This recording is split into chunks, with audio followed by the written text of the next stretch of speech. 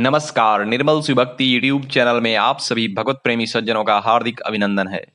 मित्रों, श्रीमद् भागवत गीता सहित अनेकों ग्रंथों की रचना करने वाले महर्षि वेदव्यास को अपनी रचनाओं से पूर्ण संतुष्टि प्राप्त न होने पर देवर्षि नारद द्वारा उनका मार्गदर्शन किया गया, जिससे प्रेरित हो महर्षि व्यास ने उस ग्रंथ की रचना की, जिससे उन्हें भी पूर्ण संतुष्टि मिली और जगत का भी परम कल्याण हुआ। तो आइए आज इसी पर चर्चा करते हैं। लेकिन जिन्होंने निर्मल सुभक्ति यूट्यूब चैनल को अभी तक सब्सक्राइब नहीं किया है, वे कृपया चैनल को सब्सक्राइब करके बेल आइकन को प्रेस कर लें, ताकि ऐसे आध्यात्मिक चर्चा वाले वीडियोस के नोटिफिकेशन आप सभी को मिलती रहे। धन्यवाद। द्वापर और कलियुग के संधिकाल में श्रीमद् भागवत ग्रंथ का आविर्भाव हुआ है। इसी संधिकाल में जन्म लिया था महर्षि श्री कृष्ण द्वैपायन वेदव्यास ने। युग संधि काल के आघात से संभव था कि यह जाति उसी प्रकार नष्ट हो जाती जिस प्रकार से ग्रीस, रोम, मिस्र, बेबीलोनिया की महान सभ्यताएं नष्ट हो गईं, परंतु महर्षि वेदव्यास के अनुपम दान से यह सभ्यता बच गई। महर्षि वेदव्यास ने वेदों का विभाग किया, अनेकों पुराण और उप पुराणों की रचना की, महत्काय महाभारत महाग्रंथ का प्रणयन किया, महाभारत के भीतर श्रीमद् भागवत गीता की रचना की।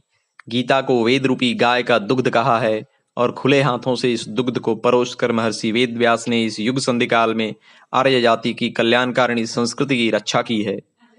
इन ग्रंथों की रचना करके भी श्री कृष्ण द्वैपायन के चित्त को शांति प्राप्त न हुई, मानो किसी महामूल्यवान बात की घोषणा भी बाकी रह गई थी। एक दिन इसी चिंता से ग्रसित वे सरस्वती के तीर पर बैठे थे। उसी समय देवर्षि नारद का शुभागमन हुआ। देवर्षि और महर्षि के बीच मधुर आलाप आलोचना हुई। क्यों इतना करने पर भी उनके चित्त को शांति नहीं मिली, यह महर्षि ने देवर्षि से जानना चाहा।